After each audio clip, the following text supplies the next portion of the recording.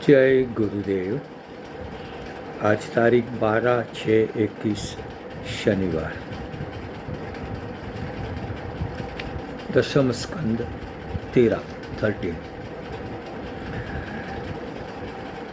जब माता ने भगवान से स्तुति की कि आप पालक बन जाओ, और मजे की बात यह है भगवान आत्म माया, अपनी माया द्वारा, भगवान अपनी माया द्वारा पितरो संपश्यत सद्य, माता पिता के देखते हुए ही बभूव प्राकृत शिशु, एक सामान्य प्राकृत बालक बन गया।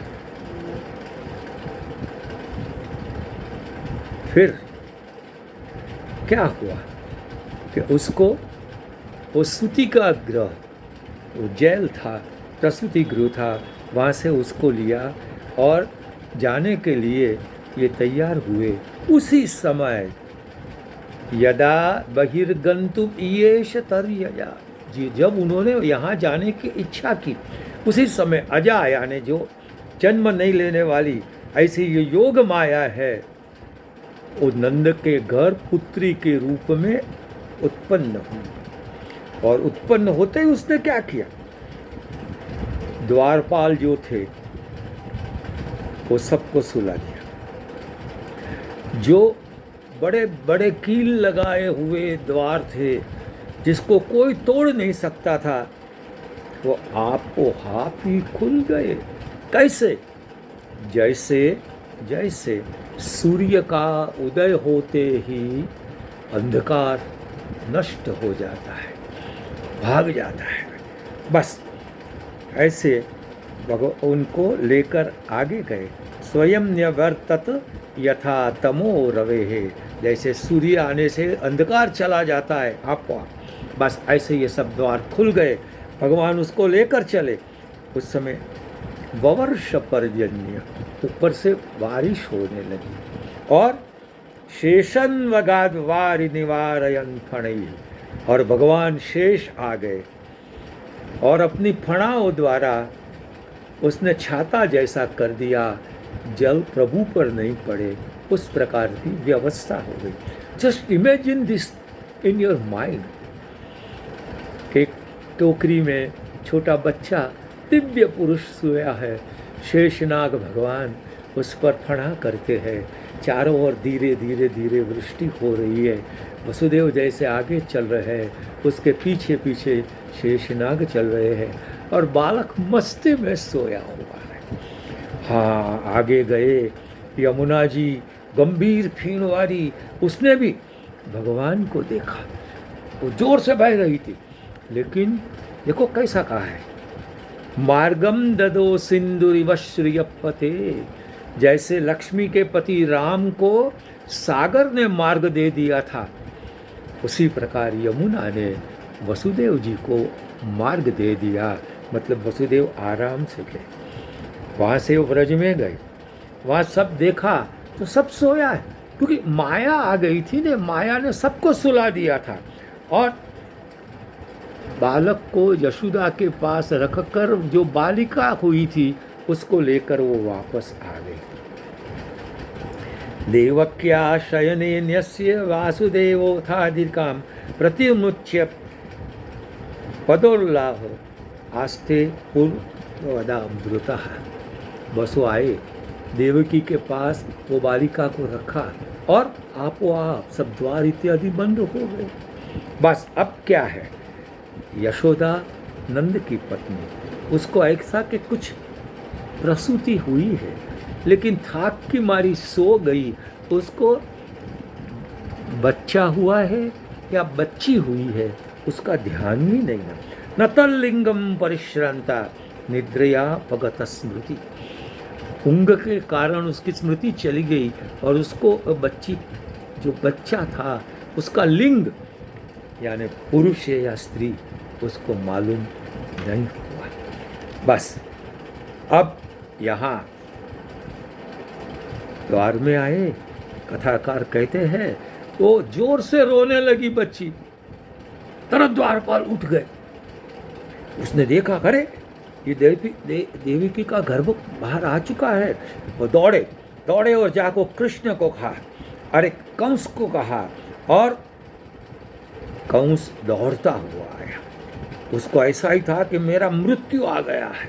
और उस समय वो आई तो देवकी कंस को हाथ जोड़ के विनंती करती है कि भाई आपने मेरे बहुत पुत्र मारे हैं, अब ये तो एक पुत्री है, बच्ची है, इसको तो आप जीवन दान दे, वो कि आपको मारने वाली नहीं।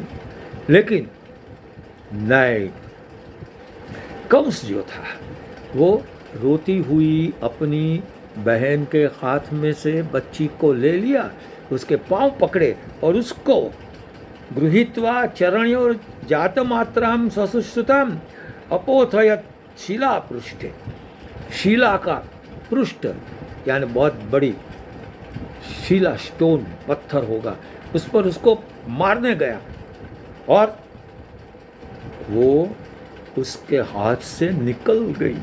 समुद्रुत्य सद्य दिव्यांबरम सता, दिव्य अंबर वस्त्र को धारण करके उसने विष्णु की माया, वो कैसी अष्टभुजा वाली, 8 हाथ वाली हो गई। दिव्य स्रग अंबरालेप रत्नाभरण भूषिता, दिव्य माला पहरी है, दिव्य वस्त्र धारण किए हैं, अनेक रत्नों से आभूषित है, हाथ में धनुष है, शूल है, बाण है, तलवार है, शंख है, चक्र है, गदा है, पद्म है, मतलब 8 हाथ में 8 हथियार। और सिद्धचारण गंधर्वई, सिद्धोचारण गंधर्व चारों ओर से उसकी स्तुति कर रहे हैं। और वो कहती है किम मया हतया मंद जातक खलु तवांत कृत, वो मंद, वो मूर्ख, मेरे मारने से क्या होगा, तेरे को मारने वाला तो कहीं जन्म उसका हो चुका है। यत्र क्वा पूर्व शत्रुर्माम हिंसी कृपणान्यथा, अरे रे कृपण, अब दूसरे को मत मारना, क्योंकि मेरे मारने से तो क्या होगा, और वो तो उसका जन्म तो हो चुका है। बस भगवती माया को देखकर वो तो अंतर्धान हो गई, अनेक रूप में विभक्त हो गई, सब जगह चली गई। देवकी और वसुदेव को इन्होंने छोड़ दिया और फिर इसको पछतावा हुआ। देखिए मजे की बात है, बहुत आनंद आया, ऐसी बात आ रही है तो भागवत है भाई। अहो भगिन मया वाम मया वाम बत पाप मना पुरुषाद इवापत्य बहवो हिंसिता सीता। अरे रे ओ मेरी बहन, ओ मेरे जीजाजी, मैंने तो क्या किया, मैं तो बड़ा पापी हूँ, मैं बच्चों को खाने वाला यानी राक्षस, उसकी तरह मैंने आपके बच्चों को मार दिया। स्वतः त्वक्त कारुण्य, क्या कहूँ, अब मेरी गति क्या होगी मुझे मालूम नहीं। अरे क्या कहूँ, दैवम अप्यनुतम वक्ति, आकाशवाणी वो दैवी थी, उसने भी असत संभाषण किया। दैवम अनुत्तम वक्ति न अर्थया इव केवलम, केवल मनुष्य झूठ बोलता ऐसा नहीं, ये आकाशवाणी भी झूठ बोली है, और उससे कारण मैंने पाप किया। देखो अब मजे की बात यह है कि अंग्रेजी में कहते हैं डेविल कोटिंग द बाइबल।